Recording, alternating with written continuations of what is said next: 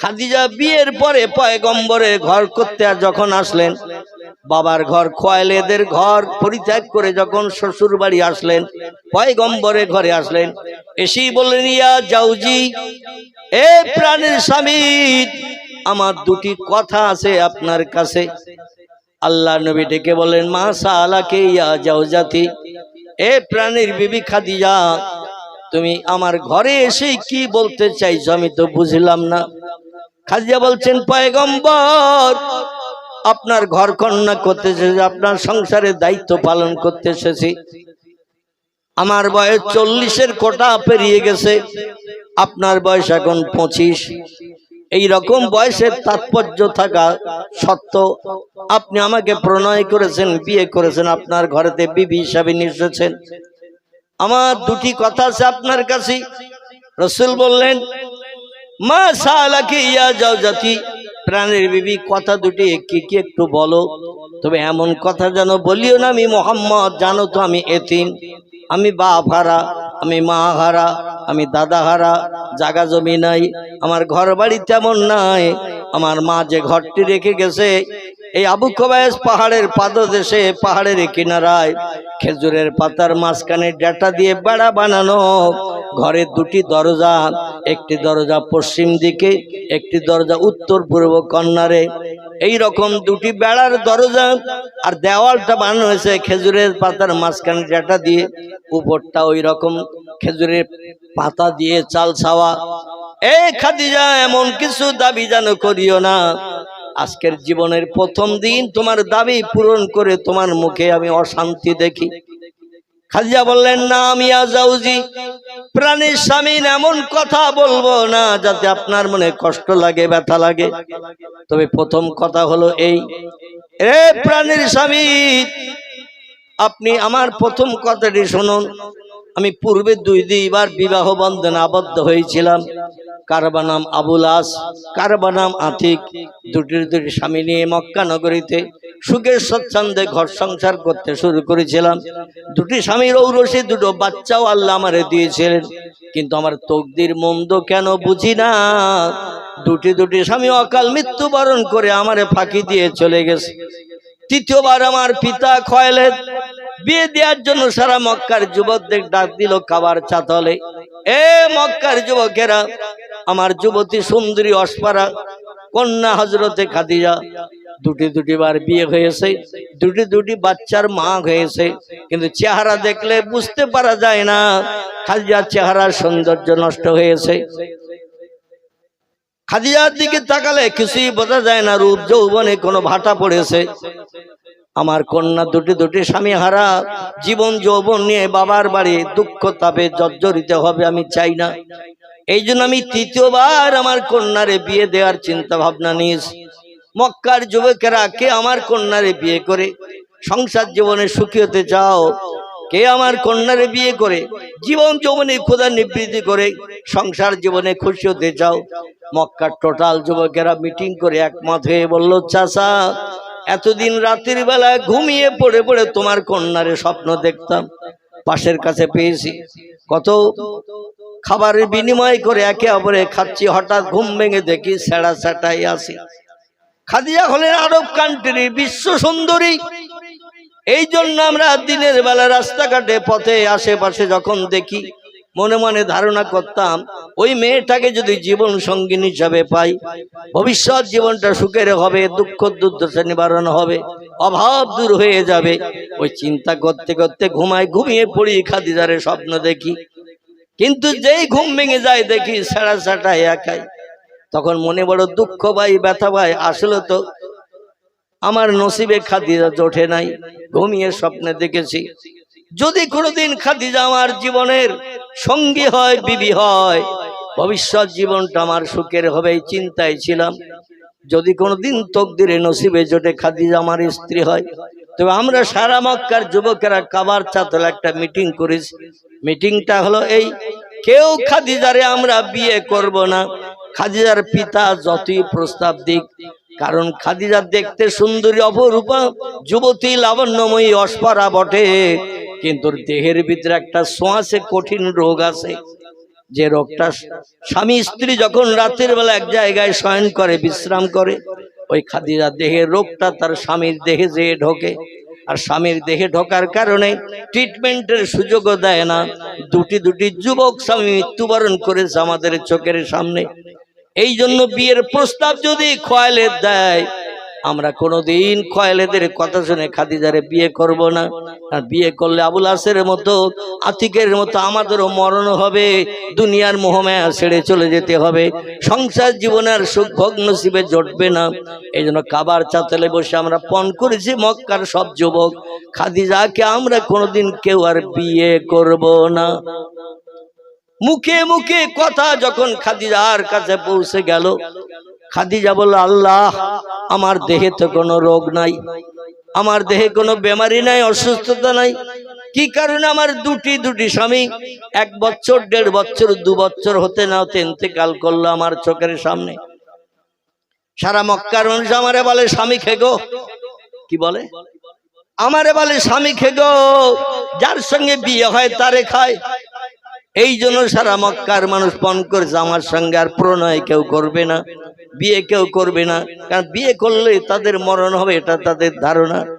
খাদিজা ডেকে বলে, আল্লাহ, আমার দেহে রোগ আছে, কিছুই তো সিমটম অনুভব করি না, কিন্তু কেন যে দুটি স্বামী মারা গেল তাও তো বুঝি না।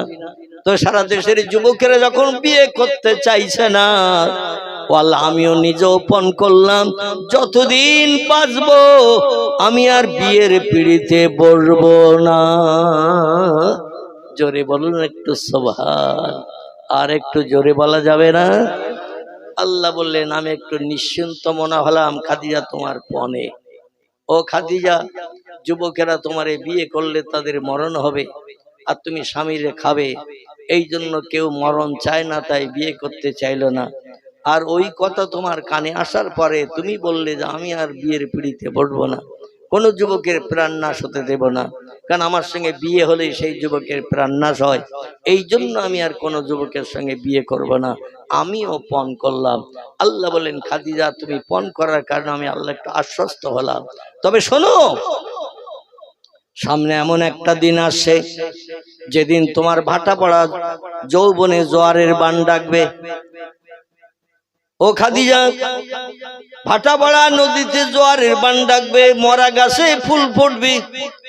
ও খাদিজা, আমি আল্লাহ পাক তোমার প্রেম, মোহাব্বত, ভালোবাসা যা কিছু তোমার হৃদয়ে আমি আল্লাহ দিয়েছি, ওগুলো মক্কার কোন যুবকের কাছে বিকিয়ে দেওয়ার জন্য দিই নাই। তোমার ভিতরে যা প্রেম, মোহাব্বত, ভালোবাসা, স্বামী সেবা যা দিয়েছি, ওটা আমার আখিরি জমানার পয়গম্বর মুহাম্মাদুর রাসূলুল্লাহর জন্য উঠিয়ে রাখতে চেয়েছি। কিন্তু তোমার পিতা, তুমি যৌবনাক্ত যুবতী হওয়ার কারণে 2-2বার বিয়ে দিয়েছে, প্রেম ভালোবাসা সব অন্য যুবককে তুমি দিয়ে দিচ্ছ। আমি আল্লাহ ওটা পছন্দ করি নাই বলে দুটি স্বামীর অকাল মৃত্যু দিয়েছি। খাদিজা, পণ করে থাকো, প্রেম, মোহাব্বত, ভালোবাসা, স্বামী ভক্তি যা কিছু তোমার ভিতরে আছে রেডি করে তৈরি করে রাখো। এখন আমার নবীর বয়স 5 বছর, তোমার বয়স 20 বছর। আমার নবী এখন বিবাহের যোগ্য হয় নাই, তুমি বিবাহের যোগ্য হয়ে গেছো। এই জন্য তোমার পিতা জীবন যৌবনের খোদানি বৃদ্ধির জন্য যুবক দেখে পছন্দ করে 2-2বার বিয়ে দিয়েছে। রে খাদিজা, আমার পয়গম্বর যখন বিবাহের যোগ্য হবে, হেরা পর্বত থেকে কলেমার দাওয়াত নিয়ে মক্কা নগরীতে যাবে, সারা দেশের মানুষ তার দুশ্মন হবে, শত্রু হবে, আমার পয়গম্বরের পাশে দাঁড়ানোর কেউ থাকবে না, সান্ত্বনা দেওয়ার কেউ থাকবে না, বিপদে সাহারা দেওয়ার কেউ থাকবে না। সেদিন তোমার প্রেম, মহব্বত, ভালোবাসা আমার পয়গম্বরের জন্য আমি উঠিয়ে রাখতে চাইছি। যেদিন আমার নবীর পাশে কেউ থাকবে না, সেদিন তুমি প্রেম, মহব্বত, ভালোবাসা দিয়ে আমার নবীর মুখে হাসি ফুটাবে। চিল্লায় বলুন একটু সুবহানাল্লাহ, নারায়ে তাকবীর। তো তবে আমার হাবিব এখন 5 বছরের বাচ্চা, তুমি এখন 20 বছরের যুবতী। এ খাদিজা, আর তোমার মোহাব্বত, প্রেম, ভালোবাসা, স্বামী ভক্তি সব অপরকে দেবে, আমার নবীর জন্য আর কিছু থাকবে না। আমি আল্লাহ ওটা পছন্দ করি না। এই জন্য দুইবার তোমার দুটি যুবক স্বামীর মৃত্যুবরণ করালাম। তুমি ওই যে পণ করেছো, আর বিয়ের পিড়িতে বসবো না, বিয়ে আর করবো না, কোনো যুবকের প্রাণ নাশ হতে দেব না। যতদিন বাঁচবো বাবার ঘরে থেকে ব্যবসা বাণিজ্য করে সময় অতিবাহিত করব। আল্লাহ বলেন ওটাও আমার নবীর জন্য প্রযোজ্য হবে। তুমি ব্যবসা বাণিজ্য করতে থাকো, 1 গুণ লাভ নিয়ে তোমার ব্যবসায়ীরা বাড়ি আসবে, বাড়ি এনে টাকা গুনে দেখবে 10 গুণ লাভ বেশি। আমার নবী দিনের দাওয়াত দেবেন, যখন তখন গরিব এতিমের বাচ্চা হিসেবে দাওয়াত দেবেন। তোমার ব্যবসার টাকাগুলো আমার পয়গম্বরের জন্য দিনের দাওয়াতে কাজে লাগবে। জোরে বলুন একটু নারায়ে তাকবীর। আল্লাহ পাক খাদিজারে আরো একটি তত্ত্ব দিয়ে দিলেন, খাদিজা তুমি স্বামীরে কি বলতে চাইছো? এখন 40 বছরের বয়স্কা পৌড়া নারী হয়ে ব্যবসা বাণিজ্য করে মক্কা নগরীতে সব থেকে বড় ধনাঢ্য ধনী নারী তুমি। তোমার মতো ব্যবসার টাকা মক্কা নগরীতে কারো নাই। কারণ আমি আল্লাহ 1 গুণ ব্যবসা করে ব্যবসায় এনেছে তোমার হাতে তুলে দিয়েছে, পুটলিতে আমি 10 গুণ লাভ দিয়ে দিয়েছি। মান জাবিল হাসানাতি ফালাহু আশরু আমসালিহা।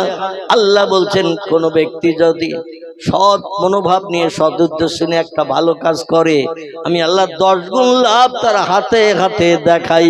জোরে বলুন একটু সুবহানাল্লাহ। খাদিজা সেই কথাটি উক্তি দিলেন, সেই কথাটি পয়গম্বরের কাছে বর্ণনা করলেন। এই প্রাণের স্বামী, আপনার ঘর কন্যা করতে যদি বাবার ঘর থেকে আমার প্রথম নম্বর কথা হলো এই, এতদিন আমি যত টাকার মালিক ছিলাম, আমার টোটাল সময় সম্পত্তি টাকা পয়সার মালিক আজ থেকে আপনি। আর একটু জোরে হবে না? নারায়ে তাকবীর। টোটাল আমার সময় সম্পত্তি অর্থবিত্ত যা কিছু আছে সব সময় সম্পত্তি অর্থবিত্তর মালিক হলেন আপনি।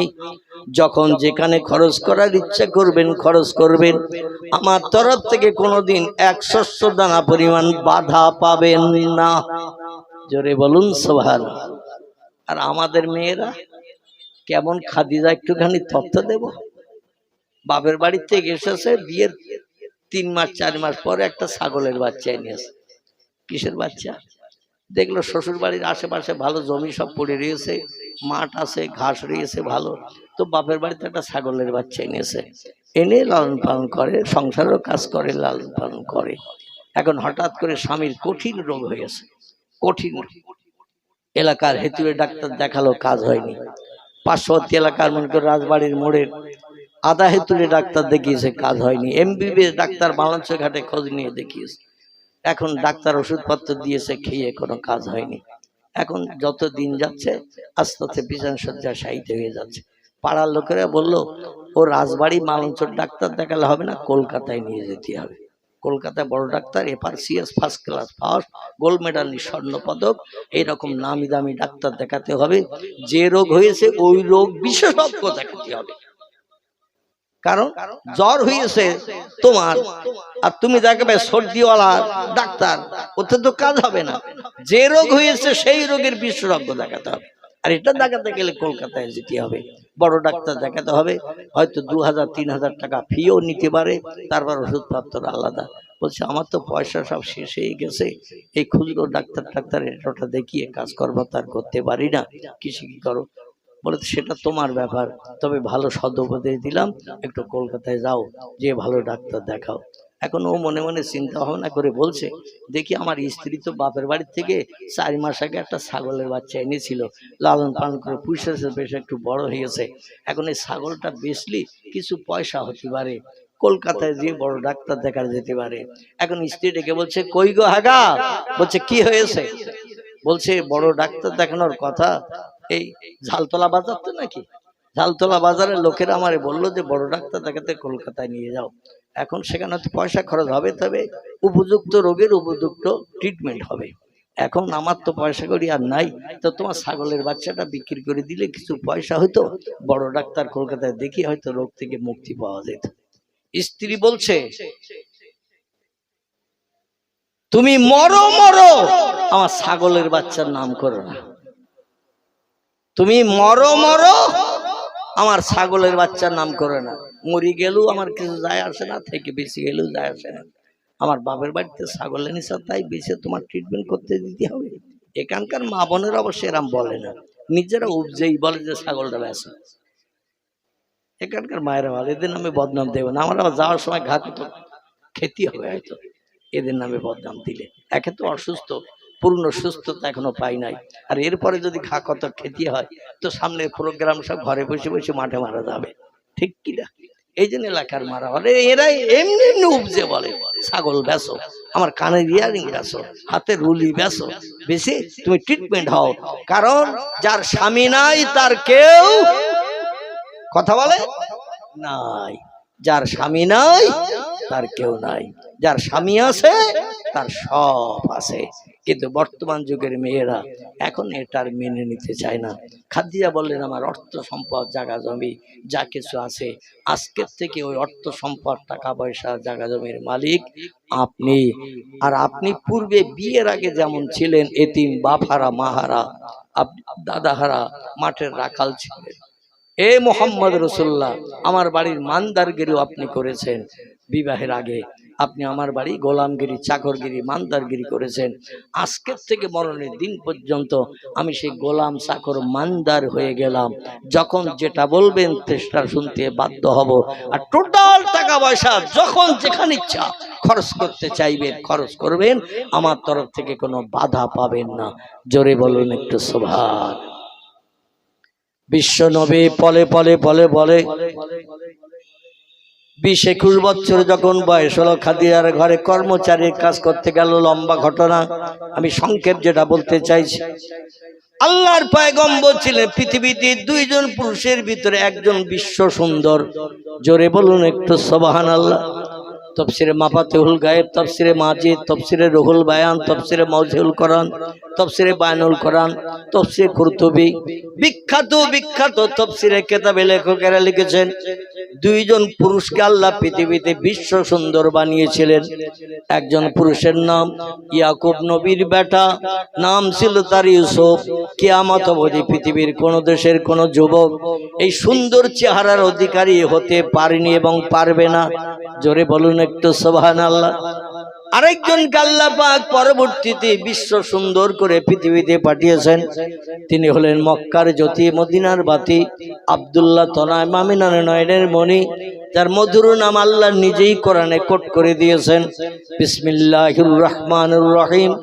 ওমা মুহাম্মাদুন ইল্লা রাসূলুন قد خلت من قبله الرسول। জোরে বলুন একটু আল্লাহু আকবার। আল্লাহ বলেন বিশ্ববাসী মুহাম্মদ নামধারী একজন ব্যক্তিকে রাসূল করে, প্রফেট করে, মেসেঞ্জার করে, পথ প্রদর্শক বার্তাবাহক করে বিশ্ববাসীর কল্যাণের জন্য, জাহান্নাম হারাম বানানোর জন্য, জান্নাত হালাল বানানোর জন্য আমি আল্লাহ পাক পৃথিবীতে মক্কা নগরীতে একজন ব্যক্তিকে আমি পাঠিয়ে দিলাম। তার নাম দিলাম মুহাম্মাদুর রাসূলুল্লাহ। জোরে বলুন একটু সুবহানাল্লাহ। এই পয়গম্বরের চেহারা দেখতে এত অপরূপ সুন্দর ছিল, অধিকাংশ বর্ণনাকারীদের মতে, হযরত আনাসের মতে, আব্বাস রাদিয়াল্লাহর মতে, আব্দুল্লাহ ইবনে আব্বাসের মতে, হযরত জুবাইরের মতে, বিশ্ব নবীর প্রিয় সাহাবীরা বলছেন পয়গম্বর মুহাম্মদ রাসূলুল্লাহ চেহারা এত সুন্দর সৌন্দর্য মণ্ডিত ছিল, কোন মানুষ একবার তাকালে আর মুখ ফিরিয়ে দিতে পারত না। একটানা ঘন্টার পরে ঘন্টা পয়গম্বরের চেহারার সুন্দর সৌন্দর্য দেখার জন্য পাগল পারা হয়ে থাকতো। জোরে বলুন একটু সুবহানাল্লাহ।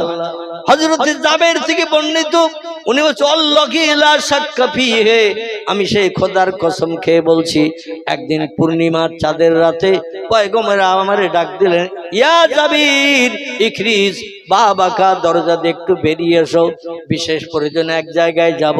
একা যেতে ভালো লাগে না, তাই তোমারে ডাক দিচ্ছি।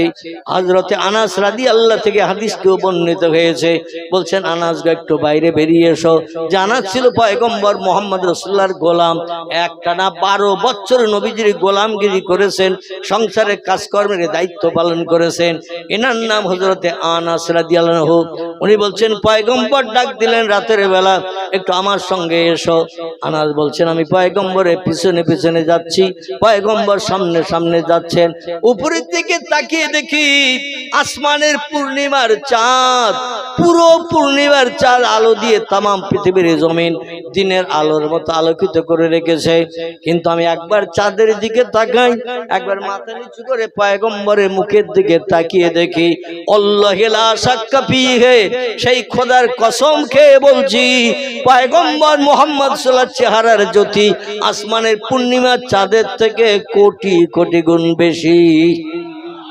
শুধু তাই নয়, আমি এটাও পর্যন্ত পরীক্ষা করলাম, মদিনার ধুলাবালির উপরে একটা সুস ফেলে দিয়ে, ওই পূর্ণিমার চাঁদের রাতে একটা সুস ফেলে দিয়ে মানুষকে যদি খোঁজ করতে বলা হয় নজরে আসবে কিনা জানি না, তো পয়গম্বর মুহাম্মদ সাল্লাল্লাহু আলাইহি চেহারার জ্যোতি এত শ্রীবৃদ্ধি, আমি জমিনে কোনো সুস ফেলে দিয়ে নজরে তাকালে সঙ্গে সঙ্গে দিনের আলোর থেকে আরো বেশি বেশি উজ্জ্বল দেখা যায়।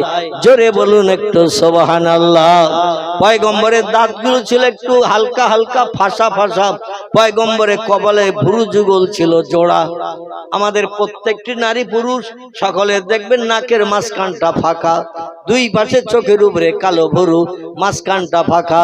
পয়গম্বরের কপালের ভুরু কিন্তু ফাঁকা ছিল না, বেকা কাস্তের মতো এপাশ থেকে ওপাশ পর্যন্ত জোড়া। জোরে বলুন একটু সুবহানাল্লাহ। পয়গম্বরের ঠোঁট দুটো ছিল লালি মার্কা, নাকটা ছিল একটু লম্বা কাটিমের। হাদিস শরীফে বুখারী শরীফে বর্ণনাকারীরা বর্ণনা করেছেন দাঁতগুলো ছিল মুক্তার দানার ন্যায় ঝলকানি, যখন মাঝে মাঝে ঠোঁটের ভিতর দিয়ে একটু ফিক করে মুস্কি হাসি আসতেন, আর মুক্তার দানার ন্যায় দাঁতের ঝলকানি চেহারা বেরিয়ে গেলে মানুষের চোখ পর্যন্ত ধাঁধা লেগে যেত। সেই পয়গম্বর মুহাম্মদ রাসূলুল্লাহ ছিলেন পৃথিবীর 2 নম্বর বিশ্ব সুন্দর। আগে পৃথিবীতে এসেছেন ইয়াকুব নবীর বেটা ইউসুফ আলাইহিস সালাম ছিলেন বিশ্ব সুন্দর। পরবর্তীতে পয়গম্বর মুহাম্মদ রাসূলুল্লাহ কয়েক হাজার বছর পরে পৃথিবীতে এসেছেন, তিনিও হলেন বিশ্ব সুন্দর। তো মাইশা রাদিয়াল্লাহু তাআলা আনহা থেকে বর্ণিত, উনি বলছেন ইউসুফ নবীর চেহারা দেখে মিশরের দেশের যুবতী মেয়েরা লেবু কাটতে যে 4টে করে আঙ্গুল কেটে বাদ দিয়ে দিয়েছিল। তারা যদি আমার স্বামী মুহাম্মদ রাসূলুল্লাহকে একবার বাস্তব চোখে দেখার সুযোগ পেত, আমি একটানা 9 বছর কাল পয়গম্বরের বিবি হিসাবে সেবা দায়িত্ব পালন করেছি, এক ঘরের ভিতরে থেকেছি। আমি যেটা বাস্তব চোখে দেখেছি সেটাই বলছি। পয়গম্বর মুহাম্মদ রাসূলুল্লাহর চেহারা কোন নারী যদি বর্তমান যুগে দেখার সুযোগ পেত, ওরা আঙ্গুল শুধু কাটতো না, বরং কলিজাটাও কেটে বার করে দিয়ে দিত, কোনো খেয়ালই রাখতো না। সেই নবীজি সাল্লাল্লাহু আলাইহি ওয়াসাল্লামকে মা খাদিজা বললেন, টাকা পয়সা সোনা দানা যা কিছু আছে আজ থেকে মালিক হলেন আপনি, ওই টাকার মালিক আপনি, যখন যেখানে ইচ্ছা সেখানে খরচ করবেন, আমার তরফ থেকে কোনো বাধা পাবেন না, এবং আমি কোনোদিন কোনো বাধা দেব না, এই টাকা এই কাজে ব্যয় করা যাবে না, এমন কথাটা বলবো না। 2 নম্বরের একটি কথা আপনার কাছে আমি বলছি প্রাণের স্বামী গো, সেটি হলো এই যে আমি আপনার সঙ্গে বিবাহবন্ধন আবদ্ধ হয়ে আপনার ঘর কন্যা করতে এসেছি, সংসার করতে এসেছি। আমার দ্বারা যদি কোনো ব্যথা দুঃখ অভাব আপনি অনুভব করেন, আমি খাদিজা সঙ্গে সঙ্গে আমাকে নক করে দেবেন, সঙ্গে সঙ্গে ক্ষমা চেয়ে নিয়ে নেব আপনাকে খুশি করার জন্য। জোরে বলুন একটু সুবহানাল্লাহ। নবী বললেন, খাদিজা প্রস্তাব দুটি যখন দিয়েছো, আমি মুহাম্মদ রাসূলুল্লাহ তোমার প্রস্তাব শুনে বড় খুশি হলাম, তবে আমি কি একটা প্রস্তাব তোমারে দিতে পারি? খাদিজা বললেন, না মিয়া জাউজি, এ প্রাণের স্বামীর হা হা হা, আমি 2টি প্রস্তাব রাখলাম, আপনি 2টি প্রস্তাব গ্রহণ করলেন, অন্যথা করলেন না। আপনি আমার কাছে কি প্রস্তাব দিতে চাইছেন একটু বলুন। রাসূল বলছেন, খাদিজা পূর্বে তোমার 2 বার বিয়ে হয়েছিল কিনা? খাদিজা বললেন নাম ইয়া জাওজি, হ্যাঁ হ্যাঁ। দুইবার বিয়ের কারণে বাচ্চা কাচ্চা হয়েছিল কিনা? খাদিজা বললেন নাম ইয়া জাওজি, হ্যাঁ হ্যাঁ। দুই স্বামীর ঔরসে দুটি বাচ্চার মা আমি হয়েছিলাম। আল্লাহ নবী বললেন খাদিজা 3 নম্বরে মক্কার কোন যুবক তোমার আর বিয়ে করতে চাইনি, এই কথাটা সত্য কিনা? খাদিজা বললেন না মিয়া জাওজি, মক্কার কোন যুবক মরণের ভয়ে আমার আর বিয়ে করতে চাইনি, এজন্য আমিও তাদের সঙ্গে পণ করলাম যতদিন বাঁচবো বিয়ে আর করব না। দেখতে দেখতে দেখতে দেখতে 40 বছর কাল বয়স যখন পেরিয়ে গেল, কেউ আমার আর বিয়ের প্রস্তাব দিল না।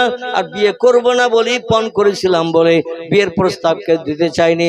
আমি জানতাম মরণের দিন পর্যন্ত আর বিয়ে হবে না, কিন্তু আপনি আমার বাড়ি গোলামগিরি ইমানদারগিরি করতে এসে আমার ঘরের দুতলা ছাদের উপরে দাঁড়িয়ে দাঁড়িয়ে দেখতাম আপনি যখন উটের পিঠে মাল নিয়ে সামদেশে সিরিয়ার দেশে যখন যেতেন, একখণ্ড মেঘমালা আপনার মাথার উপরে ছায়া করতে করতে উটের উপর দিয়ে নিয়ে চলে যেত। আর বাকি 7জন 8জন ব্যবসায়ী তাদের মাথায় রৌদ্র পড়তো, কিন্তু আপনার মাথায় কোনদিন রৌদ্র পড়তে দেখিনি। চিল্লায় বলুন একটু সুবহানাল্লাহ। ব্যবসায়ীরা বলে মোহাম্মদ নেতৃত্ব খাদিজা তোমার দিয়েছে, আর আমাদের মালমাত্তা নিয়ে তোমার সঙ্গে যাওয়ার কথা বলেছে। তুমি দেখছি শুধু ছায়ায় ছায়ায় যাচ্ছ, আর সামনের উট পিছনের উট, আমরা উটের উপরে সওয়ারি, সূর্যের রৌদ্রে আমরা এত কষ্ট পাচ্ছি, দেহ ঘেমে জারে জার হয়ে এমন করে গোসল করার মতো আমাদের গা দিয়ে ঘাম ঝরছে। ও মোহাম্মদ একটা কথা কি বলবো? আল্লাহ নবী বলেন মা সালাকা ইয়া আখি, ও ভাইরা কি বলতে চাইছো বলো? বলে মাঝখান থেকে তোমার উটটা নিয়ে যেতে, একটু সামনে নিয়ে যেতে, আর আমাদের উটটা যদি মাঝখানে ঢুকাতাম অন্তত একটু ছাতার মতো কিছুটা ছায়া পেতাম। রসুল বললেন নাম নাম ইয়াখি, অবশ্য অবশ্যই আমি একা সুখ ভোগ করবো, তোমরা কষ্ট করে এই দূরের দেশ পাড়ি দেবে, আমি রসুল ওটা পছন্দ করি না। আমার উট আমি সামনে গিয়ে নিয়ে যাচ্ছি, তোমাদের উট একটু দড়ি টেনে ধরি মাঝখানে নিয়ে এসো। মাঝখানে নিয়ে এসে আবার পথ চলতে শুরু করে, দেখে গেল ছায়াটা লাফ মেরে সামনের উটের উপরে যে ছায়া দিতে দিতে চলে যাচ্ছে, পিছনের বাকি উট সব রৌদ্রে ঘেরা, আর রসুলের উটটা কেবল ছায়ায় ছায়ায় চলতে শুরু করেছে। জোরে বলুন একটু সুবহানাল্লাহ। আমার ভাইরা এমনকি ব্যবসায়ীরা ব্যবসা ছেড়ে বাড়ি ফিরে বলছেন খাদিজা তোমার এই গোলাম চাকর মানদার যার নেতৃত্ব দিয়ে আমাদের পাঠাও, ওনাকে সঙ্গে নিয়ে আমরা আর যাব না। খাদিজা বললেন মা সালাকে, কি জন্য যাবে না, কি ঘটনা ঘটেছে বলো? বলে আমরা সিরিয়ার দেশে যে একটি রাস্তার ধারে একটা মরা বড় গাছ দাঁড়িয়েছিল 200 বছর ধরে। কত? 200 বছর ধরে একটা গাছ মরে দাঁড়িয়েছিল। ওই গাছের তলা দিয়ে রাস্তা দিয়ে আমরা যেতাম আসতাম, কিন্তু এই মোহাম্মদ যেদিন আমাদের সঙ্গে নিয়ে গেছে, কিছু দূর থেকে দেখছি গাছটায় কচি পাতায় ফল ফুলে ভর্তি হয়ে গেছে। রসুল ওই গাছতলায় আমাদের নিয়ে বিশ্রাম করালেন, বিশ্রাম করিয়ে পিপাসার পানি পান করালেন। ওখান থেকে নিয়ে আবার শামসিরিয়ার দেশে চলে গেলেন, ব্যবসা করে ফিরে আসলেন অল্প দিনের ভিতরে। টাকা পয়সা যখন আপনার হাতে তুলে দিয়েছি, আপনি গণনা করে দেখেছেন 10 ডবল লাভ বেশি হয়েছে। জোরে বলুন একটু সুবহানাল্লাহ। বলে বেচেছি পাশের বাজারে মাল কম দামে, কিন্তু বেশি কি করে হলো বুঝি না। খাদিজা বললেন কম দামে কেন বেচেছো? বলে পাদ্রী খ্রিস্টানেরা, নস্তুরাজ বহাইরা নামের পাদ্রী খ্রিস্টানেরা মুহাম্মদের চেহারা দেখে বলল ইনি আখিরি জমানার পয়গম্বর হবে। তৌরাতে যার নাম লেখা, জব্বুরে যার নাম লেখা, ইনজিলে যার নাম লেখা, এই ছেলেটির নাম কি তোমরা বলো? আমরা বললাম নাম মোহাম্মদ। বলে বাবার নাম আব্দুল্লাহ কিনা? বলে নাম হা। এর মায়ের নাম আমিনা কিনা? বলে নাম হা। বলে দাদার নাম আব্দুল মুত্তালিব কিনা? আমরা সবাই বললাম আমরা তো তথ্য জানি কম বেশি, কিন্তু দূর দেশের মানুষ জানে না। ইনজিলের হাফেজরা, তৌরাতের হাফেজরা, জব্বুরের হাফেজরা, তারা বলল আমরা আসমানি কিতাব পড়ে পড়ে অভ্যস্ত হয়েছি।